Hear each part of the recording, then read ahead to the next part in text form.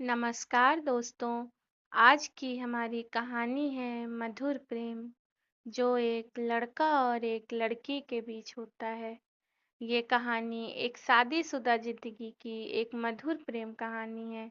बहुत लोगों का मानना होता है कि प्यार सिर्फ शादी से पहले होता है और शादी करने के बाद सब कुछ खत्म हो जाता है। आपको भी यही लगता है क्या? प्यार सिर्फ शादी से पहले होता है, शादी के बाद नहीं? तो ये कहानी पढ़ने के बाद आपको पता चल ही जाएगा कि सच क्या है। दोस्तों, चलिए शुरू करते हैं आज की कहानी, दो दिलों का मिलन। एक शादीशुदा जिंदगी का एक प्यारी सी मधुर प्रेम कहानी। और कहानी अगर अच्छी लगे तो चैनल को सब्सक्राइब और वीडियो को लाइक जरूर करिएगा। कल अभिषेक ने एक साड़ी लाई और टेबल पर रख दी। पायल ने कल रात को ही देखा था कि टेबल पर एक साड़ी पड़ी हुई है, लेकिन उसने उस साड़ी को हाथ नहीं लगाया। जब अगले दिन सुबह पायल घर की साफ सफाई कर रही थी, तो पायल की नज़र टेबल पर रखी हुई साड़ी पर पड़ी और साथ ही उसमें रखी थी एक चिट्ठी। पायल ने तुरंत उस चिट्ठी को अपने हाथों में लिया और पढ़ने लगी।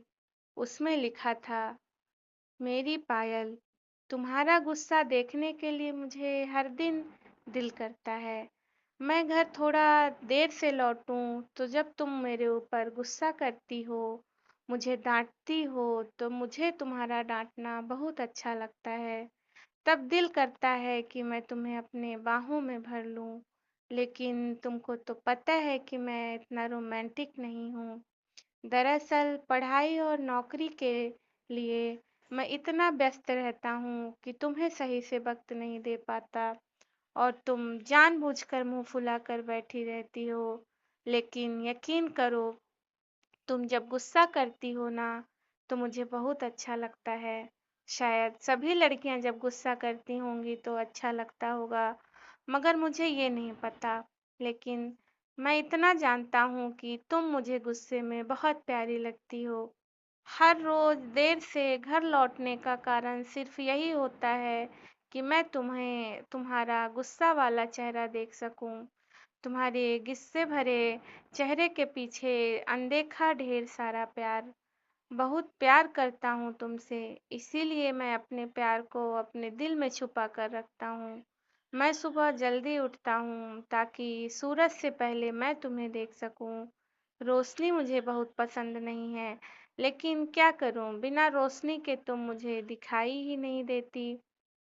छोड़ो ये सब बातें। कल जो मैं तुम्हारे लिए साड़ी लाया था, वह टेबल पर रखी है, मगर मैं तुम्हारे हाथों में नहीं दे सका।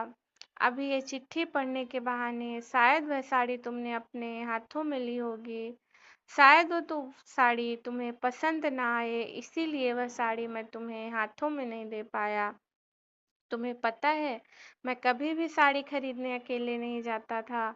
माँ के लिए जब साड़ी लानी होती थी तो माँ खुद साथ में जाती थी। कभी भी अपने पसंद से साड़ी नहीं खरीद सका, शायद तुम्हारी पसंद के अनुसार साड़ी नहीं खरीद सका हूँ, इसीलिए टेबल में दे दी है, तुम्हें हाथ में ना देकर।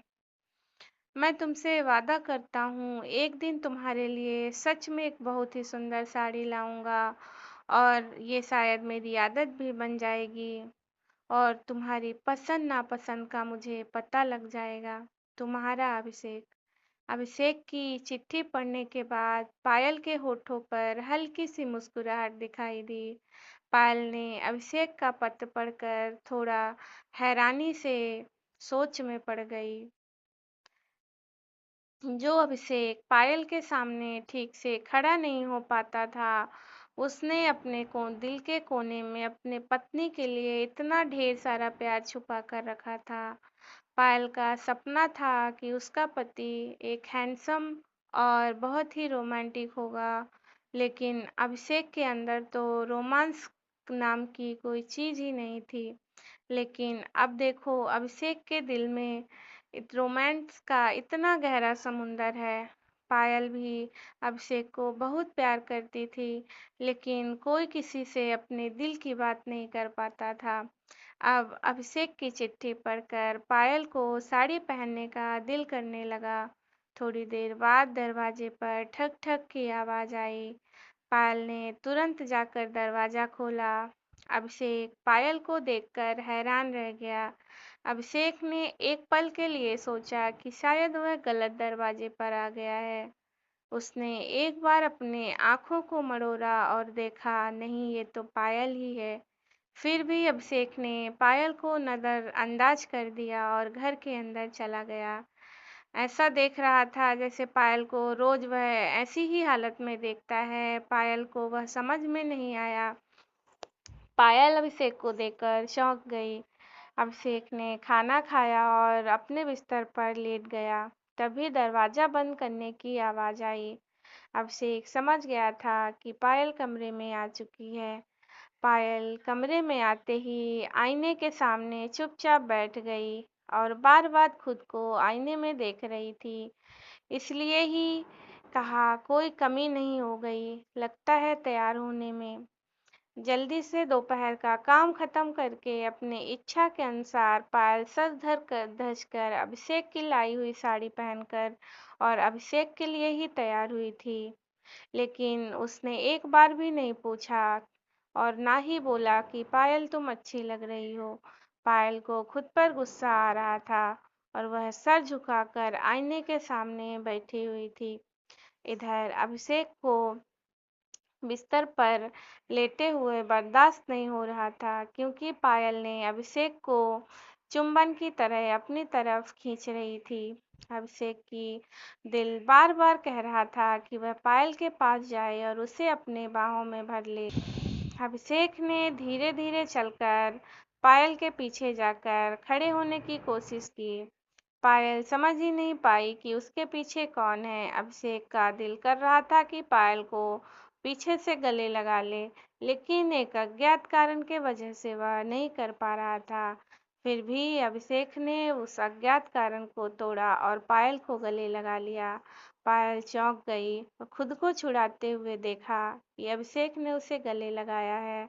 पायल थोड़ा हैरान हुई, लेकिन पायल का दिल भी अंदर छुपा हुआ प्यार बहने लगा था। पायल भी खुद को रोक नहीं पाई और अभिषेक को अपने दोनों हाथों से गले लगा लिया। दरअसल गुस्सा और अभिमान छुपाया जा सकता है, लेकिन प्यार नहीं।